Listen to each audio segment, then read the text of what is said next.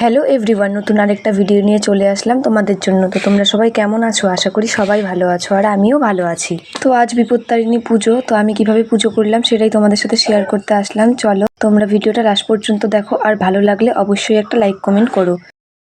তো আমি স্নান করে সবার প্রথম আলতা সিঁদুর এগুলো পরে নিলাম। তো আজকে হচ্ছে মঙ্গলবার, আষাঢ় মাসের।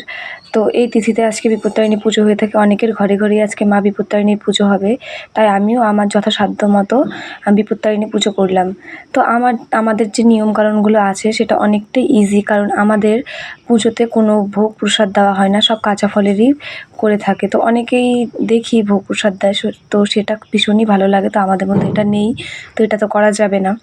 তার জন্য আমি দেখো সবার প্রথম ঠাকুর ঘরে এসে ঠাকুর ঘরটা ভালোভাবে মুছে নিলাম। আর আমাদের ঠাকুর ঘরটা একটু ছোট, তার জন্য একটু অসুবিধা হয় আর কি সব রকম পুজো দিতে। তো এই দেখো আমি বাসন মাজতে বসে পড়লাম ঠাকুরের। তো বাসন টাসন মাজার পরে এগুলোকে আমি ভালোভাবে ধুয়ে নিলাম। তো এখানে অনেকগুলোই বাসন, তো প্রত্যেক দিনের যে পুজো দেওয়া হয় সেগুলোও ছিল। তো সব কিছু বাসন মেজে এই যে ধুয়ে পরিষ্কার করে নিলাম। তারপরে আমি আর আমার বোন মিলে অনেকগুলো ফুল তুলে এনেছিলাম। তো এই বিপত্তারিণী পুজোতে 13 রকম ফুল লাগে। তো ঠাকুরের কৃপায় দেখো আমাদের এখানে 13 রকম ফুলই আমরা পেয়েছি। তো এখানে অনেক ধরনের ফুল ছিল, তো অনেকগুলোর নাম আমি জানি না। তো এই যে এই ফুলটার নাম কি আমি জানি না। তারপরে ধান দুব্য সব নিয়ে নিয়েছি আমি 13 রকম ফল। তারপরে যা যা লাগে আর কি, পান সুপুরি আমি নিয়ে নিয়েছিলাম।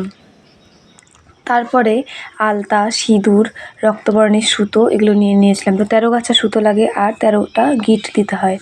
তো তারপরে আমি মোম ধূপকাঠি নিয়ে নিয়েছিলাম, কাঁচা দুধ নিয়ে নিয়েছিলাম, মা বিপত্তারিণীর পাঁচালি এবং মা বিপত্তারিণীর একটি ছবি নিয়ে নিয়েছিলাম। তো যারা মূর্তি দিয়ে পুজো করে তাদের ক্ষেত্রে পুরোহিতের প্রয়োজন হয়। তো আমরা যেহেতু মূর্তি দিয়ে পুজো করিনি, ছবি দিয়ে, তার জন্য আমরা পাঁচালি পরে করেছি, আমাদের পুরোহিতের প্রয়োজন হয়নি। তারপর আমি মা বিপত্তারিণীর ঘট সিঁদুর দিয়ে এঁকে তারপর তাতে আম পল্লবটাও সিঁদুর দিয়ে নিয়েছিলাম। তারপরে 13 রকম ফুল যে সেটা আমি ঘটের মধ্যে দিয়েছিলাম। তো দেখো 13 রকম ফুল কত সুন্দর লাগছে ঘরটাতে দেওয়ার পরে। তো মা বিপত্তারিণীর কৃপা ছিল বলেই আজকে 13 রকম ফুল পেয়েছি সত্যিই।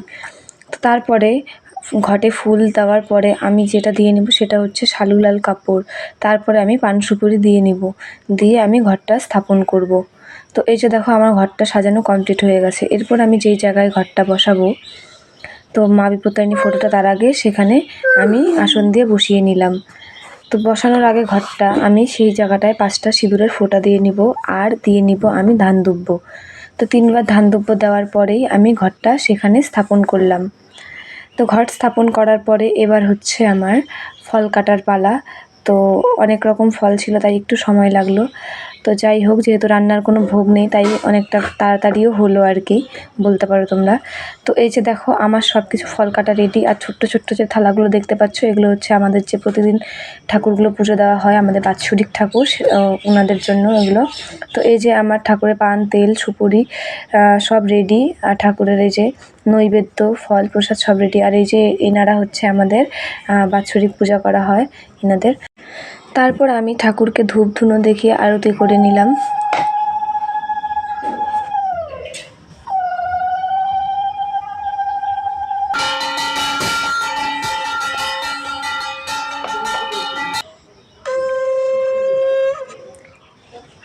এরপর আমি এই যে বিপত্তারিণী মায়ের যে পাঁচালিটি আছে সেটা পাঠ করা শুরু করলাম। পরমেশ্বর পরমানন্দদায় পরম ব্রহ্ম পরম পাপিনাশ কিংবা নিন্দিতে গুণ ধান কোনো বিরাজিত রামবোধর চতুষ্কর অতি সুশোভিত কবির আলাপনে দোহার চরণ চির নারদ নোয়ালো স্মিত হাস্যে শিবশম্ভু নারদ কহিল অসময়ে কেন হরি কৈলাসেতে। তো আমার পাঁচালি পাঠ করা শেষ হয়ে গেলো। এরপর আমার ছেলে এসে ঠাকুরকে প্রণাম করলো, ঠাকুরকে ফুল দিল। তো ভিডিওটা আর বেশি বড় করলাম না, ভিডিওটা এখানেই শেষ করলাম। তো ভিডিওটা তোমাদের কেমন লাগলো অবশ্যই কমেন্ট করে জানিও। আরও নতুন নতুন ভিডিও নিয়ে তোমাদের সামনে আসবো, অনেক গল্প হবে। তো আজকের মতো এখানেই টাটা, বাই বাই। সবাই ভালো থেকো, সুস্থ থেকো।